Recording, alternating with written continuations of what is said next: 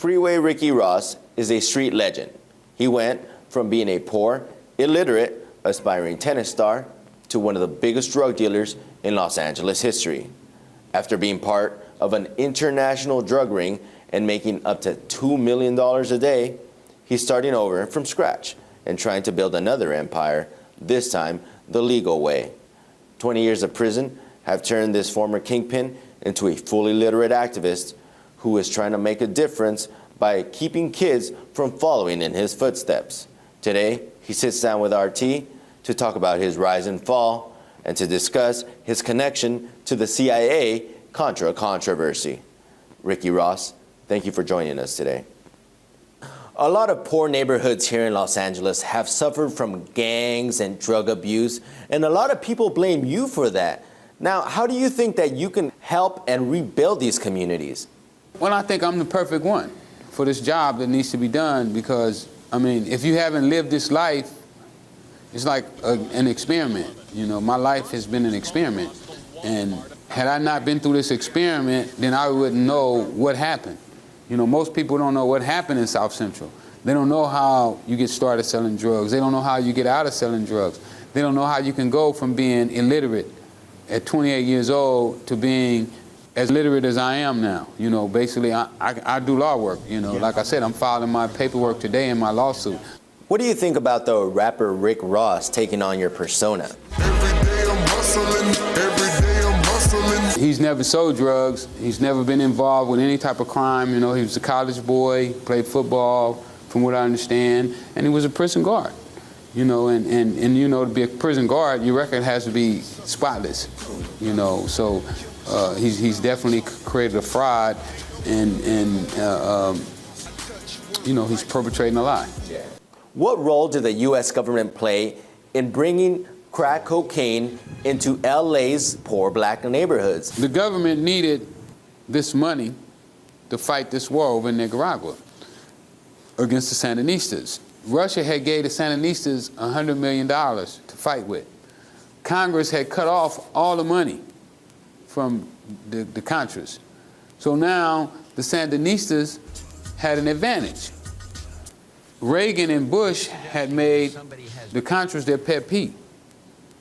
They felt that if Russia took over Nicaragua, they would be too close to America. They would be in our backyard.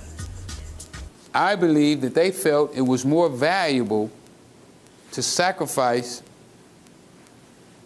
a particular sector of America and a race of people in America in order to save the whole country.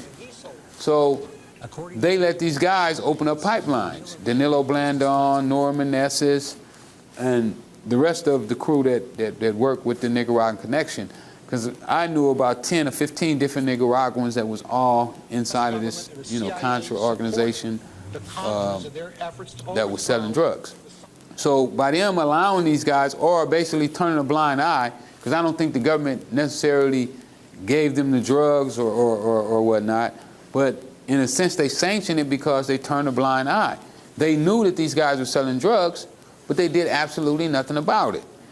I also believe that had they not let these guys sell drugs, it's possible that I would have never become a drug dealer. What does that say about our government when they're looking the other way while a deadly substance is coming into our communities for the sake of fighting a communist regime in Central America? Well, it says that our government will sacrifice its people to accomplish a goal. And this is not the first time that they've done that.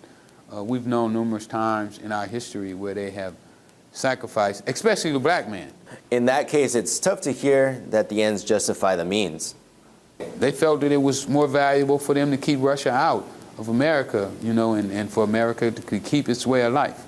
Do you think that the CIA or any other sort of government agency is still helping to funnel drugs into America?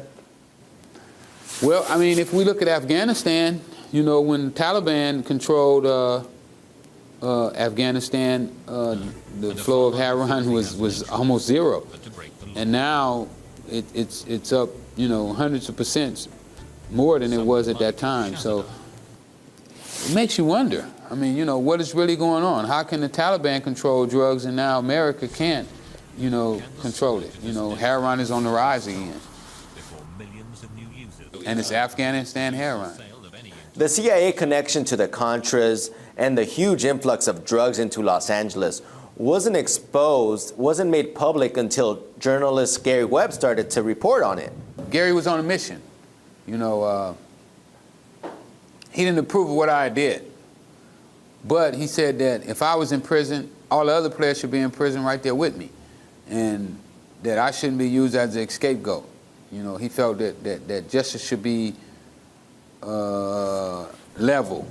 You know what I'm saying? Not to where if you got political pull or you got money or this, that you can escape justice. And that's how Gary felt. Everything that Gary Webb said was eventually proven to be factual. So why do you think that it was so controversial when he was actually coming out with it? And why do you think that he was attacked so much by the mainstream media? What they really tried to attack him on is they tried to say that he said that the government deliberately put the drugs into the black community. They took his words and twisted them, and I never saw where he said that he think that the Bush administration or the Reagan administration or anybody went into an office and said, hey, we're going to plan to put these drugs into the black community to destroy the community. That's not what he said. He said is that, what I understood him to say is that they knew that it was taking place and that their workers, because the Contras was on the CIA payroll, so they was their employees, and that they did nothing about it. Now, in some speeches, Gary Webb talked about how the DEA told him that what he was reporting on would put people's lives at risk. Now, do you think that was just a scare tactic? And are there parallels from what was happening then to what is happening right now? Today in the news, we hear about WikiLeaks exposing all these U.S. military secrets. And we're also hearing on the news that these secrets are supposedly putting people's lives at risk. I mean, talk about the similarities. I mean, our government is really out of control.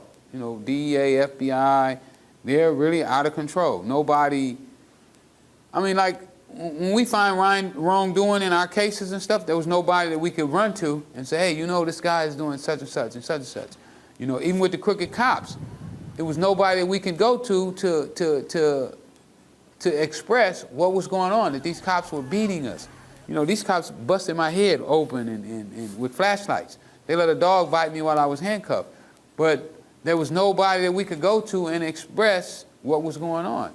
You didn't even know how to read when you got out of high school, yet you were still able to run a multi-million-dollar business. I mean, how is it that you're able to go through school and never learn how to read? Well, the teachers really weren't interested in teaching me. They were interested in getting a paycheck, which is another one of America's way of thinking.